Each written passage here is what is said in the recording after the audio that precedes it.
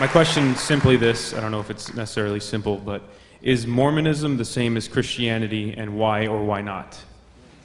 Yes. No, I'm just kidding.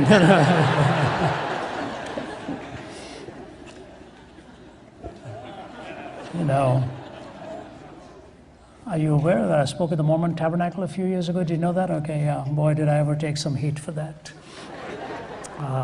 They sent three, one apostle and one professor, and one of the men came to my office several years ago, and they asked me if I would come and speak in the Mormon Tabernacle. And I was stunned, you know. I go to places where I feel they need the message the most, so I do. They listen earnestly. So I said, why? Why are you asking me? They said, we believe that you'll have a message for us. I said, has any evangelical ever spoken there? They said, 104 years ago, D.L. Moody. I said, oh, wow. If he spoke there, I could probably say, okay. So I said, two conditions. I get to pick the subject, I get to bring the music. So they said, what will your subject be? I said, the exclusivity and sufficiency of Jesus Christ. They said, we'd have to ask the head apostle on that one. But they said it. And they said, music? I said, I'd like to bring Michael Card with me. So they said, okay. So I phoned Michael Card. He said, I'll drop everything I'm doing and I'm going to come. And Michael Card sang, were you there, Stacy? Yeah, Stacy used to be on our staff. Then she went the way of all flesh, got married, and we're trying to kidnap her and get her back to Atlanta now. Her mother's been heavily involved in putting all of this together, by the way. We love her out there and miss her so much. But we was at this Mormon Tabernacle, and he sang a song that he wrote from Peter's encounter with Cornelius. The words were, I'm not supposed to be here. You talk about 7,000 people listening to a song, I'm not supposed to be here. And he's talking about the gospel. And if you want to listen to that message that I delivered, we still have it, and we get a lot of Mormon people writing in for it. I compromise nothing on the message. I even addressed the uniqueness of the Trinity in there, and the exclusivity and the completeness of the work of Christ. And I spoke, I think, at Brigham Young, and one of the universities did open forums there and so on. Just about a month ago, the number 3 apostle flew back to Atlanta, and they're talking to me about coming back to the universities and doing open forums. So the first thing I say to you is, I took a lot of heat for that. I took a lot of flack, and some of the radio programs are really going after me. That's all right. At this stage in my life, I have to do what I believe God is calling me to do. If I can take the message to hostile arenas in India and Pakistan and other places, why am I not going to take it to places that disagree with me? I'm not just going to people who agree with me. I go to people who disagree with me even more than that. And it took a lot of flack because Walter Martin's family had asked me to edit, after he passed away, the book, The Kingdom of the Cult. So my name is writ large on the top of that book. And of course, Mormonism is one of the chapters in there. But they knew I would be respectful, but I would not be compromising. But here's what I say to you. Classical historic Mormonism has to answer this question. When the Christian uses the word cult, Christian, not generally speaking, when the Christian uses the word cult, a cult is generally defined as that which claims to be rooted in historic Christianity, but has deviated or abandoned the finished work of Christ or compromised on his person. That's the definition, okay? So in strict Christian terms, yes, Christ was not sufficient. Today, if you talk to an average Mormon around the table, he says, no, I follow Jesus Christ.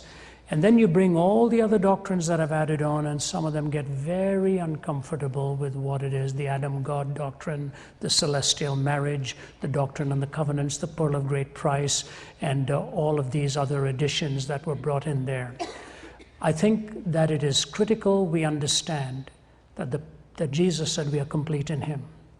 And when you add or detract, you can give yourself whatever name you want, but you're impugning the completed work of Christ on the cross. Okay, so there are other titles that one can give to those faiths, but it is not historic Christianity at that point. Now, I think your question goes deeper, and I want to be very careful, and I may be hit out here badly. Does one vote for a candidate who belongs, say, to a faith other than the Christian faith?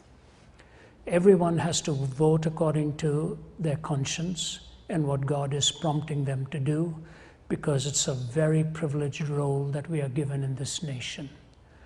My view of the philosophy of history and politics is this: when you're choosing between leaders, none of whom will give you the groundswell of the Christian faith on which their life is built, which may not guarantee that they may make the best leader either, But if that's not there, you have to go for a person who will help a nation provide the best moral soil on which the freedom to believe and disbelieve can actually function. It is on a moral soil that the freedom to believe actually works best and truth can ultimately triumph. If you have an immoral soil created, then the truth is evicted and you're not even given to the opportunity of voicing your ideas in the marketplace and in the public setting and in the arena.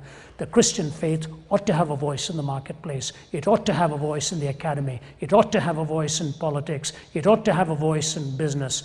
And any leader that will create the moral soil to make it possible for us to continue to proclaim that, that's the kind of leader we may have to ultimately work, no matter what tag they put on them on the outside. If you're choosing between those for whom the Christ is not supreme in salvation, you have to choose one who will give you the best moral soil in order to allow you to live for Christ and live out your faith. That's the implication of the answer that I have given to you. Okay. Can I go back and add one footnote to the previous question? And I think it's important I say this because these things are recorded. In theological terms and Christian terms, what we define a cult is the way I have given it to you.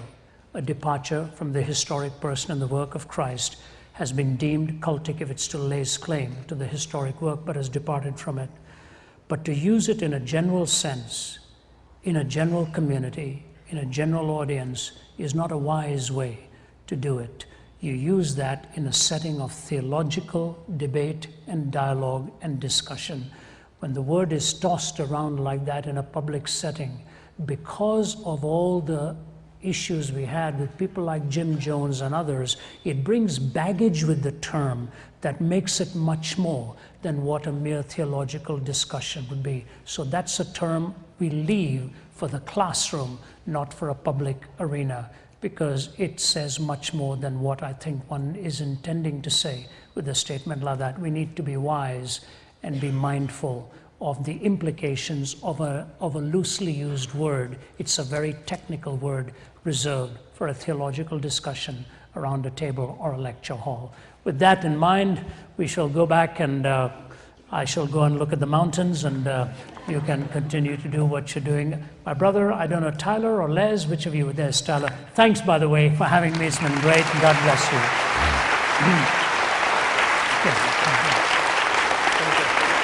So I'm going to do some signing. Thank you. Thank you. God bless you. Thank you.